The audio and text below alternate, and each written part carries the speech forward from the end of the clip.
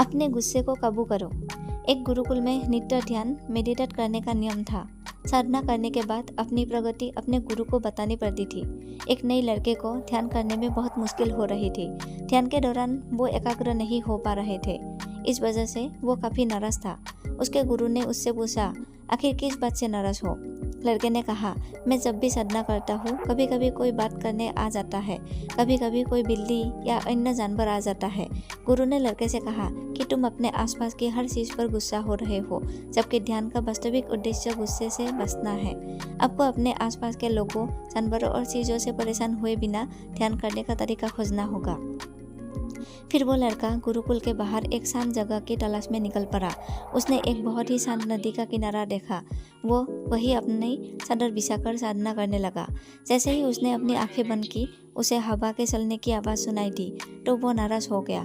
फिर जब पैर के पत्तों की आवाज़ आई तो उसे गुस्सा आ गया। जब भी सीढ़ियों की आवाज़ आती तो वो उस पर गुस्सा करने लगता। उसने सोचा कि नदी के नद पर बड़ी अशांति है, क्यों ना मैं नदी के बीच में जाकर साधना करूं।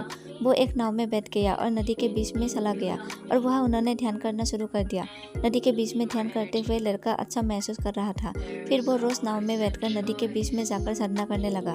अब वो खुश था कि कोई उसे परेशान नहीं कर रहा था और वो ध्यान करने में सक्षम है। एक दिन नदी में ध्यान करते हुए उसने पानी के सीटे मारने की आवाज़ सुनी। जब उसने अपनी आंखें खोली तो उसने देखा कि एक बड़ी सी नाव उसकी ओर आ रही है।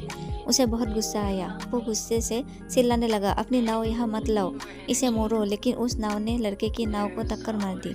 लड़का था लाल पीला, लेकिन जब उसने उस बड़ी नाव में देखा, वहाँ उसमें कोई नहीं था। तेज हवा के कारण वो नाव वहाँ आ गई थी और पानी के कारण। इतने में लड़के को फिर से अपने गुरु का प्रश्न याद आ गया।